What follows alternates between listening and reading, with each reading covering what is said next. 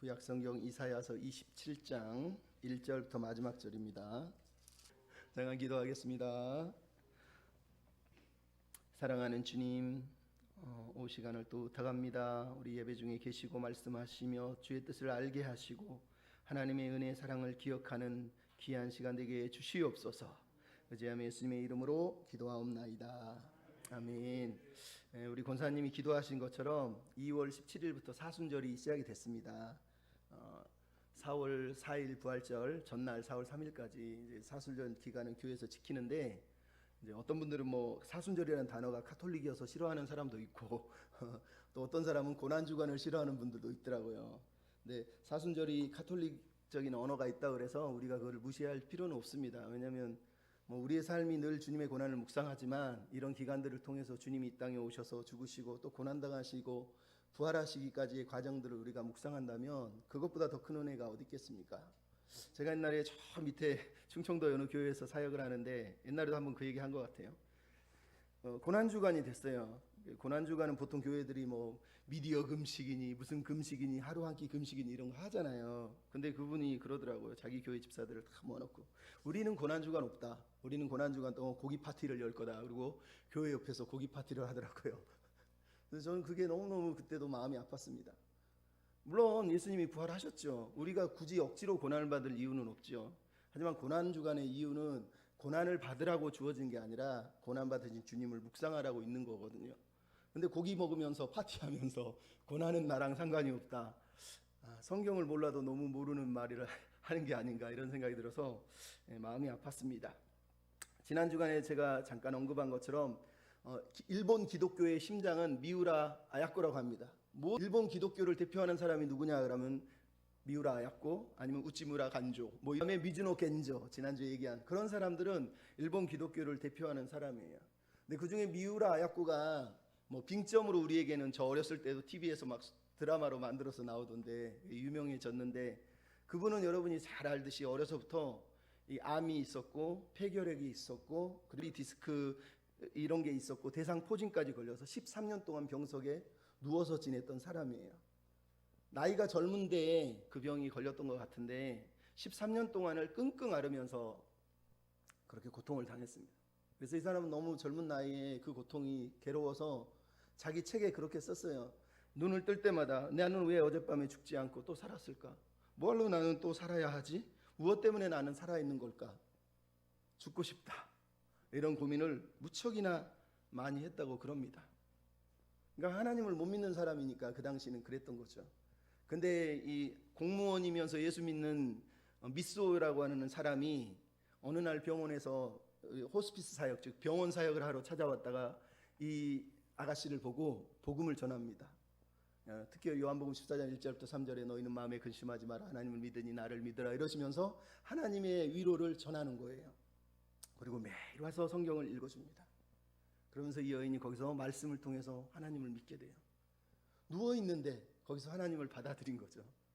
그러면서 얼굴이 바뀌고 살아야 될 이유를 발견하고, 또 놀라운 건 이 공무원이었던 남자가, 멀쩡한 남자가, 이 미우라 아야코는 그랬거든요. 나 같은 사람이 내일 죽을지 모레 죽을지 모르는데 누가 나 같은 여자를 아내로 맞을까? 그렇게 고민을 했는데 이 남자가 병문안을 오다가 한 5년도 안 됐는데 나는 당신하고 결혼하겠다. 3일이라도 좋으니 하나님 이 여인과 3일만 살게 해주십시오 이러면서 기도를 하고 결혼을 했어요. 근데 3일이 아니라 40년을 같이 살게 됩니다. 왜? 하나님을 믿으면서 미우라 아야코가 병이 나은 거거든요. 치유가 됐거든요. 근데 그분이 병석에 누워있으면서 이런 얘기를 합니다.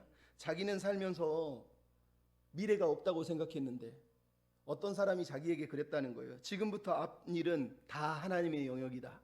내일은 하나님께 맡겨야 된다. 자기는 그게 무슨 말인지 처음에는 몰랐는데 예수님을 믿고 나니까 그게 무슨 말인지 이해가 되더라는 거예요. 내가 내일 일을 왜 걱정하느냐? 하나님 손에 있는데. 그러면서 그때부터 용기를 내서 살게 됐다는 거예요. 근데 그분이 책을 한 권 썼는데 지난주에 얘기했지만 제목이 뭐냐면 아무리 긴 터널이라도 끝이 보인다.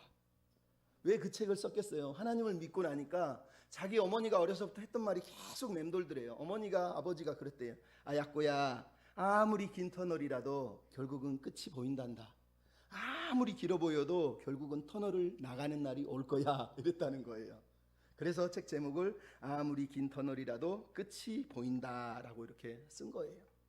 여러분, 우리는 지금 끝이 안 보이는 긴 터널을 지나는 것 같습니다. 목사님 아침에 말씀하신 것처럼 심각한 코로나의 위기 가운데 모든 곳들이 힘겨워합니다. 물론 조금 좋아지기도 하고 있지만 언제 끝날지 사실은 모릅니다. 또 다른 일이 벌어질지도 모르겠죠. 하지만 오늘 본문의 이사야는 바로 이런 삶을 살아가는 우리에게, 끝이 안 보일 것 같은 삶을 사는 사람들에게 끝이 있다고 얘기하고 있어요. 결국은 끝이 보인다고 얘기하고 있어요. 그 끝에 가면 우리는 절망이 아니라 기쁨과 즐거움과 예배로 하나님을 예배하는 그런 기쁨의 날을 맞이하게 될 거라고 말하면서 지금 오늘 이 삶을 하나님의 손에 턱 맡겨드려야 된다라고 권면을 하고 있어요. 그게 바로 이사야 24장부터 27장까지 소묵시록이라고 하는, 그러니까 작은 계시록이라고 하는 책의 내용이에요. 제가 앞에서 계속 설명을 드렸지만 이사야 24장부터 27장은 인류가 하나님 앞에 심각한 심판으로 마지막 심판을 당해서 멸망할 것이라는 얘기를 하고 있지만, 그럼에도 24장은 뭐라고요? 하나님이 왕으로 오신 날을 기다리는 백성으로 살아야 된다. 25장은 하나님이 연회를 베풀 텐데 그 연회를 기다리며 살아야 된다. 26장은 하나님의 도성이 있다. 그 도성을 기다리며 살아야 된다. 그리고 오늘 본문은 하나님의 마지막 추수 때가 있다.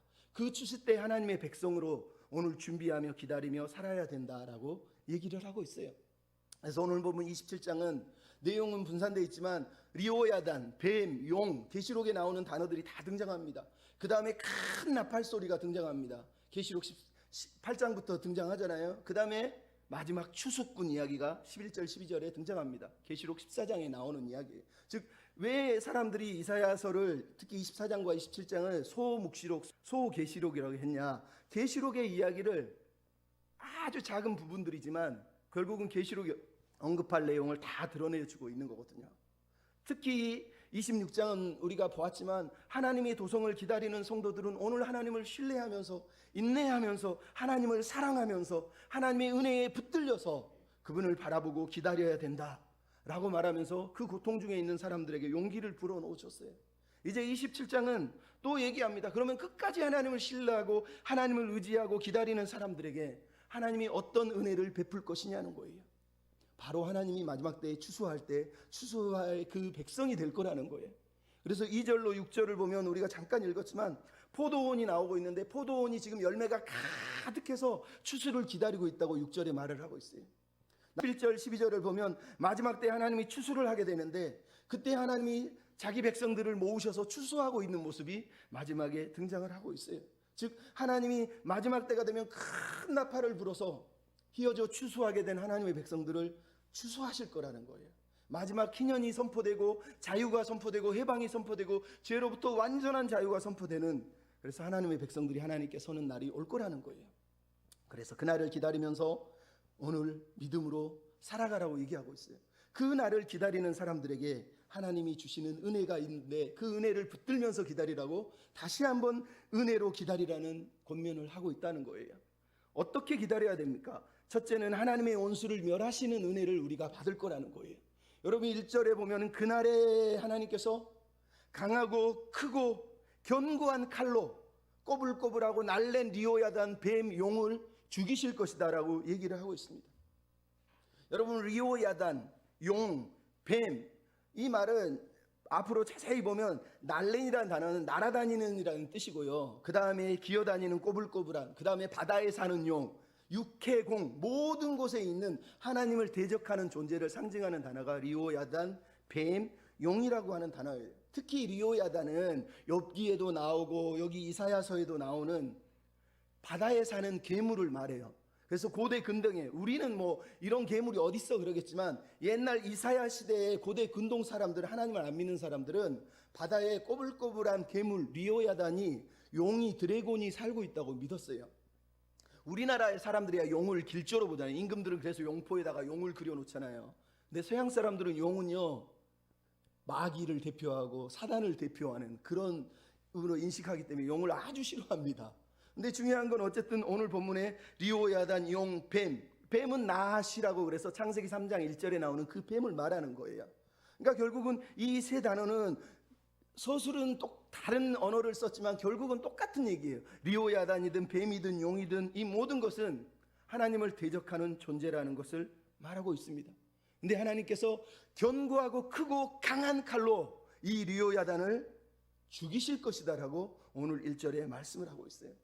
여러분, 구약의 소망이에요. 구약을 믿는 사람들, 구약시대의 사람들은 마지막 날에 하나님이 하시는 일이 뭐냐? 하나님의 원수 중에 최고의 원수인 뱀, 용, 리오야단을 결국은 칼로 죽이실 거라는 거예요.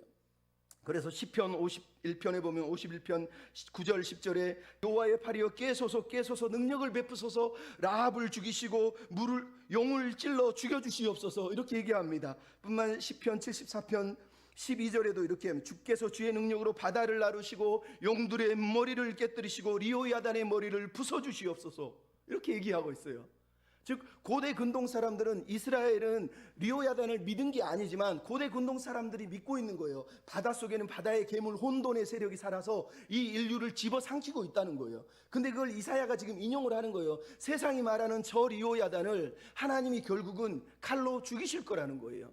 근데 이게 어디 나옵니까? 계시록에 보면 계시록 12장에 나오잖아요. 큰 용을 내쫓으니 옛뱀이요 마귀요 사탄이로 온 천하를 꾀하는 자다.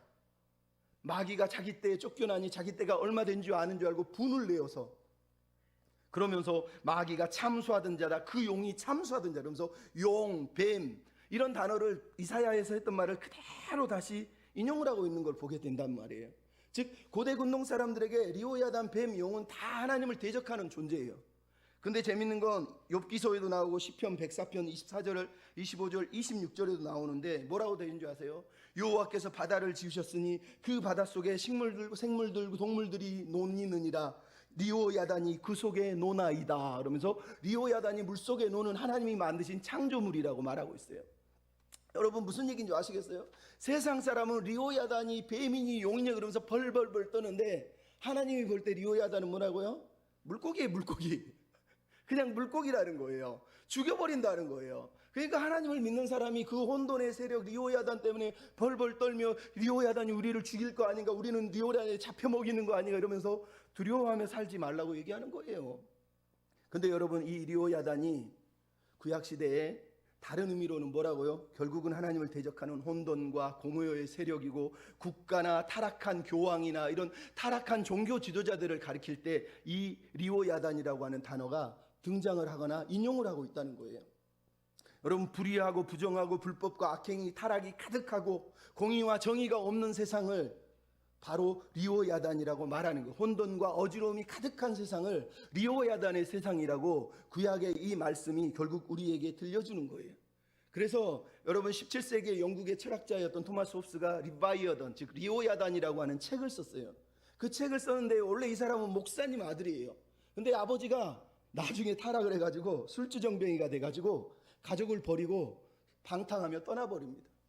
그러니까 아들이 믿음이 제대로 생겼겠어요? 그래서 하나님을 제대로 믿지 못하고 나중에 커서 쓴 책이 리오야단이라고 하는 책을 쓴 거예요. 리오야단의 내용이 뭐냐? 온 인류는 리오야단의 지배를 받아야 된다 그러면서 리오야단이라고 하는 존재가 세상을 지배하는 존재라고 얘기합니다. 그 당시 로마 카톨릭은요, 교황이 우리가 온 세상을 다스려야 된다, 교황이 정치보다 더 위에 교회가 있어야 된다고 막 소리를 질렀어요.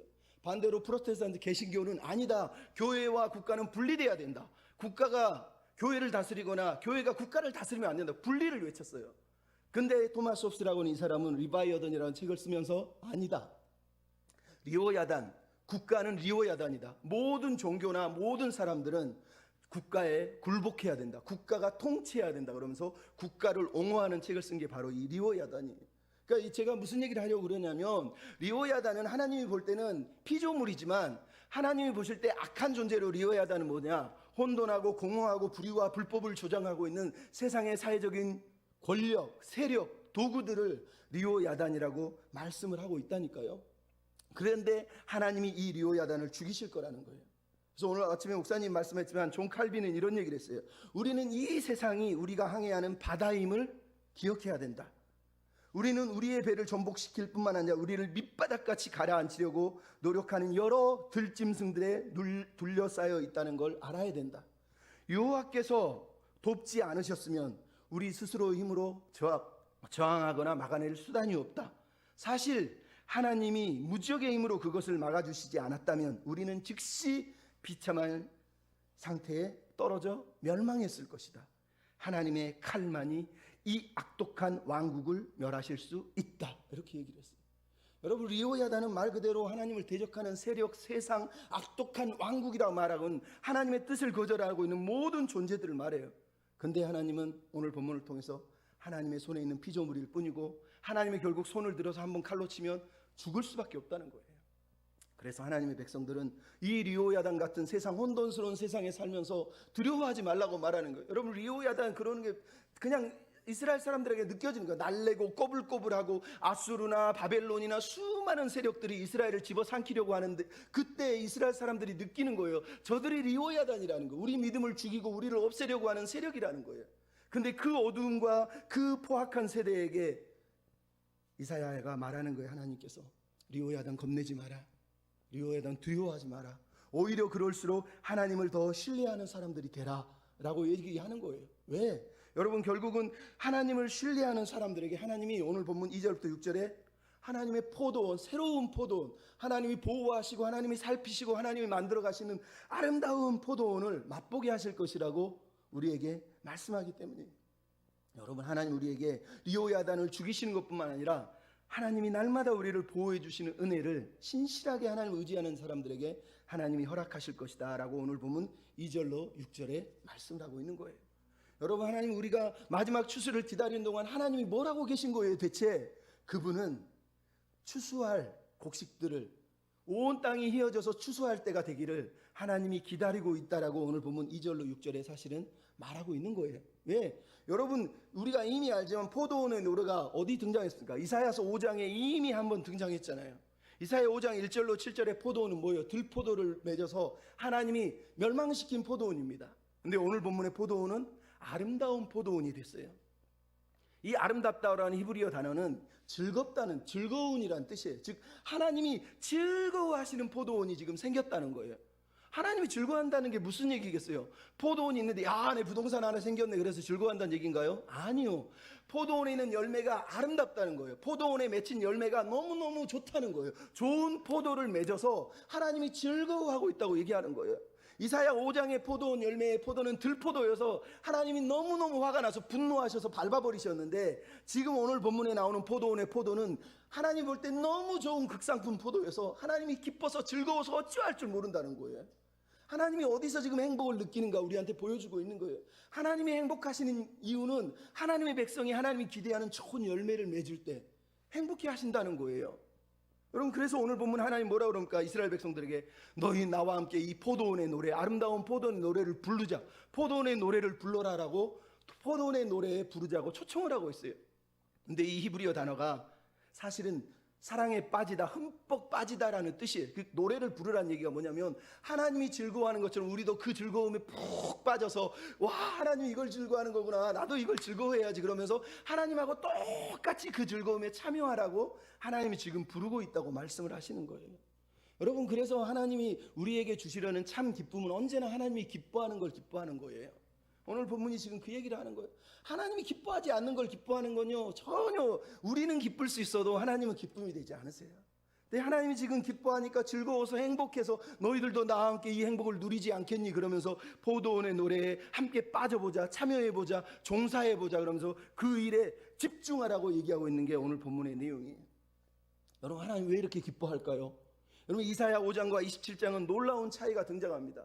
이사야 5장에서는 하나님이 노래를 부르시지만 오늘 본문에는 그의 백성이 노래를 부릅니다. 포도원이 이사야 5장에서는 유다와 예루살렘 백성이지만 오늘 본문의 포도원은 이스라엘이라고 말하지만 사실은 새로운 이스라엘, 모든 민족을 얘기하고 있어요. 포도원지기 하나님이 이사야 5장에서는 들포도 때문에 분노를 하십니다. 노하셨다고 그럽니다. 근데 오늘 본문에는 하나님 뭐라고 그러죠? 더 이상 노가 없어요. 노를 품지 않으셨다고 얘기합니다. 이사야 5장에서는 하나님이 울타리를 파괴해버리고 모든 것을 밟아버린다고 얘기하는데 오늘 보면 하나님이 보호하시고 간수하신다고 얘기하고 있어요. 이사야 5장에는 찔레와 가시가 나서 포도원을 다 집어삼키게 하는데 오늘 본문은 찔레와 가시를 하나님이 제거하시고 불태울 거라고 말하고 있어요. 이사야 5장에는 비도 내리지 않고 물도 없는 척박한 포도원이 되지만 오늘 본문은 하나님이 풍부한 물을 계속 공급해 주신다고 말하고 있어요. 그래서 결론이 뭐예요? 이사야 5장은 들포도, 오늘 본문은 풍성한 열매. 여러분, 이 모든 일에 사실은 하나님이 하신 일은 변한 게 하나도 없습니다. 이사야 5장에서 하나님 뭘 했습니까? 땅을 파고 그리고 돌을 꺼내놓고 극상품 포도나무를 심고 망대를 세우고 술틀을 만들고 포도 추수를 준비하셨다고 얘기합니다. 근데 들포도를 맺었어요. 오늘 본문은 어떻게 하십니까? 하나님이 때때로 시간마다 순간순간마다 물을 대주시고 있어요. 여러분, 때때로 시절을 따라라는 뜻이에요. 순간순간이라는 뜻이에요. 그때 필요한 때마다 하나님이 물을 공급해주고 있는 걸 보세요. 하나님이 농부처럼 계속 지켜본다고 얘기하고 있어요. 뿐만 아니라 바로 이어서 뭐라고요? 밤낮으로 간수하셔서 해치지 못하게 지켜주세요. 간수하다는 단어는 물을 간수한다는 뜻이 아니라 지키다는 뜻이에요. 히브리어 샤마르, 지키다는 뜻이에요. 하나님께서 이사야 5장처럼 이사야 27장에 시간 날 때마다 때때마다 시절을 따라서 우리의 필요를 공급하시고 우리를 지키시고 보호해 주신다고 얘기를 하고 있는 거예요.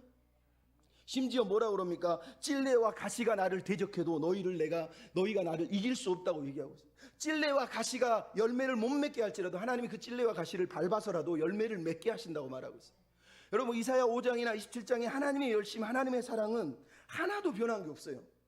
그때도 하나님이 열심을 내셨고 오늘 본문도 열심을 내셨어요. 차이점이 뭘까요? 들포도와 좋은 포도의 차이점이 뭡니까? 왜 하나님이 그때는 막 분노하셨는데 지금은 분노하지 않습니까? 그 기준이 딱 하나 있어요. 하나님을 신뢰하는 거예요. 들포도는 뭐냐? 하나님을 신뢰하지 않는다는 뜻이에요. 들포도는 하나님이 아니라 자기 힘으로, 자기 노력으로 사는 삶을 말해요. 그래서 주변에 찔레와 가시가 많은 거예요. 왜? 하나님이 주시는 걸 마시는 게 아니라 주변에 있는 나쁜 것을 수액을 빨아먹기 때문에 열매를 맺지 못하고 쓴 포도, 들포도를 맺는 거예요. 좋은 포도는 하나님을 신뢰하는 거예요. 하나님의 신뢰하기 때문에 하나님의 말씀을 먹고 그 말씀의 수액을 먹고 그 말씀의 진액을 먹기 때문에 좋은 포도를 맺게 돼 있는 거예요. 즉 들포도와 좋은 포도의 차이점은 하나님에게 있는 게 아니라 여기 있었던 거예요. 여기 들포도를 맺은 사람들은 하나님을 신뢰하지 않았고요, 하나님의 말씀을 의지하지 않았던 거예요. 하지만 좋은 포도를 맺는 사람들은 하나님의 보호와 사랑 안에서 지속적으로 하나님을 신뢰하고 하나님의 말씀을 쭉쭉 빨아먹는, 말 그대로 말씀에다가 빨대를 빨아놓고 빨대로 말씀을 쭉쭉 먹는 그런 사람들이었다고 오늘 본문이 말씀을 하고 있는 거예요. 여러분, 오늘도 하나님은 이 열매, 이 사람들을 사실은 요구하는 거예요. 하나님은 오늘도 우리가 좋은 포도 맺는, 좋은 열매를 맺는 삶을 살기를 원하세요. 그 결론이 뭡니까? 6절에 나왔잖아요. 그날의 시절을 따라 뿌리가 박히고 오미 돋고 꽃이 피고 열매가 맺어 온 땅에 결실이 가득하다. 열매가 가득하다는 뜻이에요. 히브리 단어로. 온 땅이 열매가 가득한 세상. 여러분, 하나님이 지금 꿈꾸고 있는 거예요. 이스라엘만 아니라 온 지면, 테바라고 하는 이 단어는 온 세상을 말해요. 온 세상에 열매가 가득한 거예요. 그래서 여기서 나오는 이 새 이스라엘은 그냥 육체적인 이스라엘이 아니라 하나님을 믿는 모든 백성들을 말하고 있는 거예요. 왜요? 여러분, 이미 이사야 11장 1절에 이새의 줄기에서 싹이 나고 뿌리가 나서 결실할 것이요, 11장 9절에 뭐라고 그럽니까? 물이 바다 덕분같이 여호와를 아는 지식이 세상에 충만할 것이다.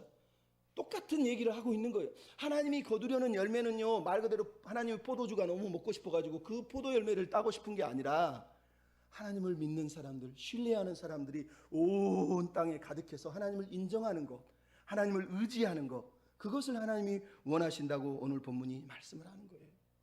여러분, 그 열매를 보시기 위해서 하나님은 오늘도 우리를 보호하시고, 비록 어렵고 힘든 리고 야단이 다스리는 세상에 사는 것 같지만 거기서도 하나님 우리를 시를 따라 때를 따라 필요를 따라 공급하시고 보호하시고 지켜주시면서 그분이 원하는 포도원, 아름다운 포도 열매를 맺기를 기다리고 계신 분이라고 우리에게 말씀하는 거예요. 그분이 그 포도를 취할 때 얼마나 행복해할 줄 아느냐. 너희도 그 행복을 기대하면서, 그 포도 열매를 기대하면서, 그 아름다운 결실 열매를 기대하면서 오늘 믿음으로 살라라고 얘기합니다. 그러면서 뭐라고 그럽니까? 5절에 그러하지 아니하면, 즉 열매를 맺든지 아니면은 죽든지 둘 중에 하나를 선택하라는 거예요. 우리 아침에 목사님 말씀에 똑같은 거예요. 그리하지 아니하면이라는 뜻은 이러든지 저러든지라는 뜻이에요. 하나님이 주시는 열매를, 하나님이 원하시는 열매를 맺는 일에 협조를 하든지 아니면은 너 혼자 찔레 가시처럼 살다가 죽든지 둘 중에 하나를 선택하라라고 얘기합니다. 여러분, 하나님 얼마나 은혜롭습니까? 여전히 선택을 주고 있어요. 야, 너는 안 되겠다 그러면서 너 불살라 내가 태워버릴게, 그런 게 아니라 너한테 기회를 줄게. 5절에 뭐라고요? 내 힘을 의지하라, 나와 합친하라. 하나님 지금 권면하고 있는 거예요. 너 아직 열매 못 맺고 있는데 자꾸 찔레의 가시처럼 살고 싶어 하는데 그래도 내가 한 번 더 기회를 줄게. 나를 의지해라. 그리고 나와 하친해라, 이 얘기예요. 여러분, 하나님이 온 땅에 맺는 열매는 결국은 똑같아요. 하나님을 의지하는 거예요. 여기서 힘이라고 하는 단어가 지난주에도 얘기했지만 파워를 얘기하는 게 아니라 피난처, 요새를 말하는 단어예요. 즉 하나님이 네 인생의 피난처라고 믿고 이 리오야단이 다스리는 세상에서 하나님을 의지하고 하나님께 피하고 하나님과 좋은 관계를 맺으면 너도 하나님이 기대하시는 열매를 맺는 사람이 될 거다라고 말씀하시는 거예요. 여러분, 이거를 우리가 어디서 봅니까? 이스라엘은 이 열매를 못 맺었어요. 그래서 요한복음 15장 1절에 예수님 뭐라고 그러죠? 아버지는 포도원 농부시고 나는 포도나무이니 너희가 내게 붙어서, 내게 붙어 있으면 열매를 맺고 내게 붙어 있지 않으면 아버지께서 다 불태우실 거라고 얘기하는 거예요. 그러면서 너희는 내 말을 들었나니 너희가 내 안에 이미 깨끗해졌느니라 라고 말하시는 거 우리가 듣게 돼요. 여러분, 예수님은 하나님이 원하셨던 그 열매를 맺기 위해서 하나님이 선택한 진짜 최고의 포도나무셨다는 거예요. 우리가 열매를 맺는 비결은 내 힘으로 내 노력이 아니라 예수님께 딱 붙는 거예요. 예수님의 말씀에 딱 붙들리는 거예요. 그거 외에는 방법이 없다고 예수님은 이사야서 말씀을 요한복음 15장에서 사실은 해석해주고 있는 거라니까요. 여러분, 여기서 여러분 중요한 게 하나 있습니다. 하나님은 왜 포도나무를 선택했을까요? 여러분이 나무를 선택하면 뭘 선택하겠습니까? 백향목. 엄청나게 비싼 백향목이 있어요. 레바논의 백향목은 전 세계에서 알아주는 가장 비싼 나무예요. 그 외에도 얼마나 나무가 많습니까? 근데 하나님이 왜 포도나무를, 이스라엘은 항상 포도나무를 비유할까요? 포도나무는요, 키도 크지 않아요. 좀 자라다 딱 멈춰버려요. 포도나무는요, 짝대기도 못 써요. 꼬불꼬불하고 모든 게 가늘고 꼬불꼬불해서요, 열매가 없으면 죽이는 거예요. 그냥 잘라서 불태우는 거 외에는 방법이 없어요. 하나님이 포도나무를 선택했다는 얘기는 우리 인생은 그렇게 뒤틀리고 꼬불리고 쓸모가 없는, 아무짝에도 쓸모없는 인생이라는 거예요. 하지만 쓸모가 있어요. 뭐? 열매. 하나님은 내 외모를 보지 않고 내 능력을 보지 않고 내가 짝대기인지 기둥인지 내가 지게가 될 것인지를 보는 게 아니라 내가 열매 맺는 걸 원하시는 거예요. 여러분, 그러니까 우리는 살면서 다른 나무 비교하면서 저 나무는 높은데, 저 나무는 엄청나게 키가 큰데 나도 저 나무처럼 돼서, 여러분 그런 꿈 꾸지 마시고요. 나는 열매를 맺고 있는가? 나는 하나님이 원하는 열매를 맺고 있는가? 그 열매에 대해서 우리가 기도를 해야 됩니다. 열매가 뭡니까? 예수님이 요한복음 15장에 말한 열매가 뭐예요? 예수께 붙어 있어서 너희가 내 안에 거하면 나에게 구하라, 기도하라. 너희가 내 안에 거하면 서로 사랑하라. 예수님이 원하는 열매는요, 우리가 외형적으로 커지는 게 아니라 우리가 기도하고 신뢰하고 사랑하면서 하나님의 마음을 서로에게 나누어 주는 것을 열매라고 말씀하시는 거예요. 그래서 우리가 이 시대의 교회가 맺어야 될 열매가 바로 이 열매란 말이에요. 그 열매를 맺지 않으면 하나님이 제하여 버릴 거라고 얘기하시는 거예요. 하지만 그럼에도 요한복음 15장에 보면 뭐가 나옵니까? 아버지가 열매를 많이 맺게 하시려고 깨끗하게 전지 작업을 하고 있다고 우리는 어려서부터 설교를 많이 들었잖아요. 여러분, 하나님이 우리 인생에 고난을 주시는 이유가 뭐예요? 하나님이 열매를 보고 싶은 거예요. 하나님이 나뭇잎알이 보고 싶고 포도꽃을 보고 싶으면 그거 잘라내지 않습니다. 근데 우리는 살면서 포도꽃 좀 피면, 야, 내가 꽃을 피웠네. 우와, 내가 예쁜 꽃이 달렸네. 우와, 내 이파리가 이렇게 예뻐. 우와, 내가 좀 더 이파리가 많아졌네. 하나님은 그거 관심 없다니까요. 그거 다 자르실 거예요. 왜? 하나님은 열매를 보고 싶은데 자꾸 우리가 그 꽃, 그 이파리에 집중하기 때문이에요. 하나님은 내 이파리가 아니라, 내 꽃이 아니라 내 몫을 쳐서 나오는 열매를 원하신다고 예수님이 말씀하시는 거예요. 여러분, 오늘 보면 이사야 5장하고 27장의 차이점이 뭐겠습니까? 이사야 5장에 이스라엘 백성은 망가진 포도원 같습니다. 근데 사실은 망가졌다고 말하는 게 아니라 오늘 보면 27장에 무슨 얘기를 하고 있는 거예요? 그들이 고통받은 이유는 하나님이 그들을 전지작업을 하듯이 지금 꽃을 잘라내고 가지를 잘라내고 이파리를 잘라내서 하나님이 원하는 열매, 하나님이 기대하는 열매, 하나님이 원하시는 깨끗한 열매를 맺게 하시라고 그들에게 지금 고난을 주셨다고 얘기하는 거예요. 그래서 여러분, 추수를 기다리는 동안 하나님의 백성에게 부어지는 은혜가 있는데 연단하시는 은혜, 견책하시는 은혜가 있다고 오늘 본문 7절로 11절에 말씀하세요. 여러분, 하나님은 포도원을 기대하고 열매를 기대하세요. 근데 그 열매를 맺기 위해서 필요한 게 뭐예요? 전지작업을 하듯이 잘라내는 거예요. 그걸 오늘 보면 7절부터 11절에 말씀하시잖아요. 하나님이 자기 백성에게 연단을 주셨대요. 근데 이 연단이 얼마나 놀라운 은혜인 줄 아세요? 연단 좋은 단어 아니잖아요. 우리 연단 받기 싫잖아요. 근데 여러분, 연단을 어떻게 했다고? 백성을 때리시고 견책하시고 흩으셨다고 말하고 있어요. 여러분, 하나님 백성을 다루는 방식은 언제나 똑같습니다. 때리거나 다투거나 견책하는. 때린다는 말은 말 그대로 치시는 거예요. 다투다는 말은, 견책하다는 말은 다투다는 얘기예요. 다투다는 말은 갈등이 생겼다는 얘기예요. 갈등을 통해서 네가 틀렸다고 하나님 너 틀린 거라고 말씀하신다는 얘기예요. 그리고 마지막에 흩어버리는 거예요. 여러분이 사도행전에 보면 나오잖아요. 초대교회가 교반에서 자기들끼리 먹고 마시고 살기 위해서 막 똘똘 뭉치니까 하나님이 흩어버리잖아요. 그게 바로 오늘 본문이 말하고 있는 하나님의 징계 방식이라고 말씀을 하고 있는 거예요. 그런데 이 징계가 어땠다고요? 제한된 징계라는 거, 은혜의 징계라는 거예요. 여러분 7절만 읽어봐도 알잖아요. 내가 너희를 때릴 때 네 대적들을 때린 것처럼 때렸으면 너는 어떻게 됐을까? 너희들이 죽을 때 네 대적들을 죽인 것처럼 내가 죽였으면 너희들은 어떻게 되겠니? 이 얘기가 무슨 얘기입니까? 하나님이 때리셨지만, 하나님이 죽이시기까지 하셨지만, 그 때림도 그 죽임도 하나님의 사랑의 손길이었다는 거예요. 원수들처럼 생전 못 볼 왼수를 만난 것처럼 그렇게 때리고 쥐잡듯이 죽인 게 아니라, 너무 사랑하는데 말을 안 듣니까 깨닫게 하시려고, 다시 부활시키려고, 죽음으로 미랄로 죽어서 썩게 하시려고 때리시고 치셨다고 오늘 본문 7절에 말하는 거예요. 여러분 얼마나 이게 놀라운, 이스라엘은 이걸 이해를 못한 거예요. 하지만 하나님 말하는 거예요. 이 징계 연단을 지나면 아름다운 열매를 맺을 거라는 거예요. 그리고 또 말하는 게 뭐예요? 적당히 견책하셨다, 적당히 다투셨다는 뜻이에요. 근데 이 단어는 사실 탈굼이라고 하는 히브리인들 성경 번역에 보면 뭐라고 나오냐면, 견책하다는 단어를 단위로 나옵니다. 단위가 무슨 얘기인 줄 아세요?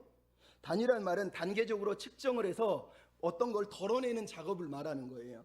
즉 무슨 얘기냐, 하나님이 우리를 견책하실 때, 견책이라고 했다는 것을 단위로 해석했다는 이유는 하나님이 우리에게 필요한 걸 적당히 그 수준에 맞춰서 그만큼 우리에게 덜어내는 작업을 하듯이 우리에게 견책을 주셨다는 얘기예요.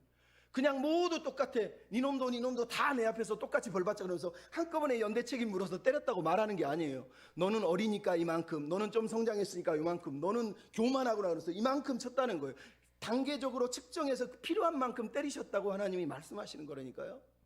여러분 왜 하나님 나한테 이 고통을 주세요? 하나님 왜 나한테 이 아픔을 주세요? 우리는 모르죠. 근데 오늘 보면 성경은 하나님께서 하나님이 딱 필요한 만큼 때를 따라 물을 주시듯이 때를 따라 매를 드셨다고 말씀을 하고 있다니까요. 여러분 매 맞는 사람이 누가 뭐 기쁜 사람이 어디 있겠어요? 그럼에도 우리는 알잖아요. 이게 은혜라는 걸. 고린도전서 10장 13절에 뭐라 그럽니까? 사람이 감당할 시험 밖에는 너희에게 당한 적이 없나니 오직 하나님은 미쁘사 너희로 감당할 시험 당함을 허락지 아니하시고 시험 당할 쯤에 피할 길을 내사 능히 감당하게 하시느니라. 여러분 하나님의 징계의 이유가, 징계가 여기 있는 거예요. 여기 하나님 지금 막 세게 막 풀 파워로 그냥 풀 스윙해서 때려도 되는데, 죽으라고 때릴 수 있는데 하나님이 힘을 빼시고 오히려 왼손으로, 힘없는 손으로 딱 때리는 것처럼 우리를 때리셨다고 말하는 거예요. 때리는 중에도 하나님은 조심하시고 하나님은 벌벌 떠시고, 때리는 중에도 하나님은 최대한 힘을 빼서 얘가 다치면 어떠지, 아프면 어떠지, 얘가 상하면 어떠지, 그 마음을 가지고 때리셨다고 오늘 본문이 우리한테 말씀을 하시는 거예요. 참 대단하시지 않습니까? 성경에 이런 구절이 있어요. 그래서 적당히 견책했대요. 여러분 우리에게 필요한 만큼 주신 거예요. 필요한 만큼 고난받고 필요한 만큼 연단을 받는다고 말씀을 하시는 거예요. 연단 받는 이유는 우리가 하나님의 자녀이기 때문이죠. 근데 오늘 본문의 연단의 이유를 9절은 뭐라고 그럽니까? 너희의 불의를 속하고 너희의 죄를 없게 하시려고 하신다는 거예요. 그럼 말 그대로 하나님이 포도원, 망가진 포도원을 왜 망가뜨리셨습니까? 결국은 죄를 없애고 결국은 그들의 범죄를 다 깨끗하게 하시려고, 정결하게 하시려고 매를 드시고 치신 것이라고 얘기를 하고 있는 거예요. 그래서 나온 얘기가 9절에 뭐라, 여기에 모든 결과가 있나니. 결과라는 히브리어 단어는 원래 열매라는 뜻이에요. 여기에 모든 열매가 있나니, 하나님이 맺으시려는 열매, 그 열매를 맺기 위해서 지금 속하고 씻어주시고 죄사함을 주시는 일을 하고 계시다는 거예요. 그래서 나온 열매가 뭡니까? 첫 번째 9절에 모든 우상을 제거하는 거예요. 아세라, 태양상. 여러분 여기서 말하는 우상은 눈에 보이는 우상 덩어리를 하나님이 제거한다고 말하는 게 사실 아니에요. 본질은 뭐예요? 우상을 사랑하는 우리 마음의 우상을 사실은 제거하는 거예요. 왜? 여러분 저기에 우상이 있는 이유가 뭐예요? 내 마음이 저 우상을 좋아해서 만든 거란 말이에요. 지금 하나님이 모든 우상을 제거했다는 얘기가 무슨 얘기입니까? 하나님이 우리를 속하시고 우리를 제거하시면 우리가 저 우상이 진짜 우상이 아니 하나님이 아니라는 걸, 가짜라는 걸 깨닫게 된다는 거예요. 그래서 더 이상 우상을 의지하지 않는다는 거예요. 두 번째는 뭐라 그럽니까? 10절에 의지하던 견고한 성읍을 황폐하게 하신다는 거예요. 여러분 우리를 씻으시고 우리를 속해 주시는 이유는 더 이상 세상을 의지하지 않고 더 이상 우상을 의지하지 않고 이제는 하나님만 의지하고 하나님만 바라보는 하나님의 백성이 되라고 말씀을 하시는 거예요. 그게 뭐라고요? 은혜라는 거예요. 그게 뭐라고요? 긍휼이라는 거예요. 여러분 11절에 나오잖아요. 하나님을 모르는 백성은 불쌍히 여겨도 이해를 못하고 긍휼히 여겨도 이해를 못해요. 하지만 이 말을 듣는 이스라엘 백성들은 뭐예요? 하나님 우리를 긍휼히 여기셔서, 하나님 우리를 불쌍히 여기셔서 결국은 우리 죄를 속해 주시려고 우리를 적당히 연단하신 거구나. 우리를 사랑으로 보호하시던 이제는 사랑으로 견책하신 거구나. 하나님 우리를 사랑하신 만큼 하나님 우리를 견책하셨구나 라는 걸 깨닫게 된다는 거예요. 그렇게 해서 하나님이 열매를 만드시는 거예요. 그렇게 해서 하나님이 온 땅에 열매를 가득하게 하실 거예요. 그리고 나서 11절 12절에 나오는 게 보여요. 그날에 하나님께서 과실을 떠는 것처럼 그리고 하나하나 주우셔서 추수를 하신다고 말하고 있어요. 여러분 포도나무를 얘기했는데 포도나무를 어떻게 떨어서 열매를 주겠어요? 그 얘기가 아니에요. 여러분 포도나무를 비유를 처음에는 한 거지만 결국은 하나님이 말씀하시려는 건 추수를 말하는 거예요. 추수. 여기서 떨다라는 말은 타작하다라는 뜻이에요. 타작을 해서 도리깨질을 해서 아니면 나무로 감을 떨어서 떨어뜨려서 하나하나 자기 백성들을 주워 모은대요. 하나하나 기다리고 하나하나 인내하시면서 끝까지 하나도 내버려 두지 않고 자기가 원하는 자기 백성을 긁어 모으실 거라는 거예요. 그리고 큰 나팔이 불면 13절에 뭐라고요? 여기저기 죽어가는 영혼들, 방황하고 쫓겨나다는 단어는 사실은 방황하다는 단어예요. 죽어가는 영혼들이라고 하는 이 단어도 죽어가는 영혼들, 방황하는 영혼들을 다시 긁어 모으셔서 그들이 하나님께 예배하도록 하실 거라는 거예요. 여러분 하나님이 거두시는 열매의 핵심이 결국은 뭡니까? 하나님을 신뢰하며 하나님을 사랑하며 하나님만 의지하며 예배하는 사람들이 하나님이 원하시는 마지막 추수의 열매다라고 오늘 본문이 우리에게 말씀을 하고 있는 거예요. 여러분 이 이야기가 어디에 등장한 줄 아시죠? 요한복음 4장에 보면 등장해요. 요한복음 4장에는 우상도 나오고 예배도 나오고 추수도 나옵니다. 여러분 평생 자기 남편이 자기 인생의 우상이어서 남편만 쫓아다니고 남편을 5번이나 갈아치운 여자가 있습니다. 그 여인에게 우상은 남편이었어요. 하지만 예수님이 나타나셔서 뜨뜻 얘기합니다. 너 하나님께 예배할 때가 온대. 예배해야 된다. 남편 얘기하다 왜 예배를 얘기합니까? 예배는 하나님이 진짜 우리 인생의 주인이라는 거예요. 우상을 버리고 진짜 하나님을 예배하라는 거예요. 진짜 하나님을 예배할 때가 왔는데 지금이다 그러면서 하나님을 예배해라. 남편이 아니라 하나님이 네 인생의 참 예배의 주인이시다고 말씀을 드린 거예요. 그랬더니 여자가 어떻게 합니까? 막 뛰어가서 사람들 앞에 예수님 만났다고 얘기를 합니다. 동네에 가서 전도를 했어요. 그동안에 제자들이 왔어요. 그랬더니 예수님이 제자들에게 갑자기 이런 얘기합니다. 나의 양식은 아버지의 뜻을 행하는 것이다. 아버지의 뜻을 온전히 이루는 것이다. 보아라, 저기에 추수할 때가 되었나니 거두는 자는 싹을 받았고 영생의 열매를 이제 모으나니 뿌리는 자와 거두는 자가 함께 즐거이 거두고 있느니라. 여러분 예수님은 지금 이사야서 말씀은 그대로 사실은 말씀하고 있는 거예요. 그랬더니 바로 이어서 뭐가 나와요? 여자의 동네 사람들이 여자의 말을 듣고 예수님 앞에 와서 예수님 우리도 당신을 구주로 믿습니다. 그러면서 예수님을 구주로 영접합니다. 여러분 예배하고 있는 거예요. 이게 진짜 예배, 하나님이 꿈꾸던 예배라니까요. 우상을 섬기던 사람, 세상에 우상이 전부라고 믿던 사람들에게 하나님이 참 예배의 주인이라는 걸 보여주셔서 더 이상 우상을 의지하지 않고 하나님 앞에 와 주님을 구주로 모시고 그분의 포도나무 대신 그 포도나무에 딱 달라붙어서 하나님이 원하는 예배의 백성으로 세워져 가고 있는 내용이 요한복음 4장에 등장하고 있는 내용입니다. 여러분이 하나님이 꿈꾸시는 비전이에요. 여러분이 여전히 우리 인생에 왜 리오와 야당 같은 이 악독하고 이 혼란스러운 세상에 우리를 남겨두십니까? 여기서 우리에게 전지 작업을 하시고 우리 꽃을 따시고 우리 이파리를 따서 교만하고 자기를 자랑하는 것들을 다 잘라내시고 하나님만 의지하고 하나님만 바라보고 하나님만 사랑하게 하시려고. 그래서 하나님은 오늘 우리 삶에 오셔서 때때로 시를 따라 적당하게 물을 주시고 시절을 따라 보호해 주시지만 또 적당하게 견책하시고 때리시고 흩으시면서 우리의 삶을 하나님의 은혜에 다시 돌아오도록 부르고 계시는 분이 하나님이라고 말씀하시는 거예요. 여러분 오늘 본문을 보면서 우리가 느끼는 건 하나님은 양손잡이라는 거예요. 여러분 하나님의 오른손은 권능의 손, 파워의 손이에요. 하나님은 그 구원의 능력을 그 오른손으로 우리를 구원하셨다고 말씀하십니다. 원수를 대적할 때 하나님은 오른손으로 대적하십니다. 원수를 큰 칼로 죽이시는 분이에요. 하나님은 그러면 왼손은요? 여러분 하나님의 왼손은 오늘 우리가 봤듯이 적당히 견책하시는 손이에요. 힘을 빼서 내가 오른손으로 풀스윙해서 죽일 수 있는데 왼손으로 때려서 힘을 조절하시고 왼손으로 때려서 아프지 않게 하시고 왼손으로 때려서 이게 은혜의 힘을 깨닫게 하시는 손이 왼손이에요. 왼손. 하나님은 그래서 양손잡이라고 그러는 거예요. 하나님의 오른손은 우리에게 부활의 영광을 주지만 하나님의 왼손은 우리에게 십자가를 붙들게 하는 거예요. 그래서 우리는 양손이 다 필요한 거예요. 그럼에도 하나님은 이 사순절 기간이 우리에게 왼손을 보라고 말씀하시는 거예요. 그 왼손을 주신 분이 우리를 위해서 십자가를 주시고, 그분이 자기 힘으로 12영도 되는 천사를 불러서 싹 쓸어버려도 되는데 그 권세를 내려놓고 겸손히 왼손은 연약한 손으로 십자가에 달리셔서 우리를 위해서 죽음 당하신 분이 하나님이라고 말씀하세요. 지금도 하나님은 하나님의 왼손으로 우리 삶에 다가오세요. 마지막은 오른손으로 그 왼손을 덮어주실 거예요. 우리 연약함을 덮어주시고 우리의 상처를 덮어주실 거예요. 지금 우리는 그 하나님의 두 손 앞에 붙들려서 살고 있어요. 때로는 하나님의 능력으로 우리를 끌고 가시지만 때로는 우리 연약함 때문에 하나님의 왼손을 들어 우리를 내리치시고 우리를 또 보듬으시고 달래시는 손이 하나님의 왼손이에요. 여러분, 우리가 하나님의 오른손과 왼손 앞에 있습니다. 여러분, 레슬리 차드라고 하는 분이 이런 얘기를 했어요. 하나님의 왼손이라는 제목에서 더러운 애양간에 놓인 간이 침대에 아기가 누워 있습니다. 그 옆에는 오른손으로 세상에서 지혜와 권능을 행사하는 왕들이 무릎을 꿇습니다. 그는 우리가 소중히 여기는 오른손의 생각을 뒤엎으실 메시아입니다. 그는 아이들을 귀하게 여기십니다. 사마리아인들에게 불을 내리겠다고 하는 오른손의 아들 야고보와 요한 보아너게에게 책망을 하시는 분입니다. 천사를 군대를 불러서 오른손으로 군대를 불러서 도움을 요청해도 되실 분이 오른팔에 검을 든 베드로에게 그 검을 내려놓으라고 말씀하신 분입니다. 그리고 그는 자신의 강한 오른팔로 적을 무찌르시지 않고 오히려 죽음이 불가피하다면 내가 당해야 한다며 십자가에 오르신 분입니다 라고 얘기했어요. 여러분, 우리가 이 사순절 기간에 마지막 추수를 기다리는 사람들에게 필요한 게 뭐겠어요? 하나님의 왼손을 기억하는 거예요.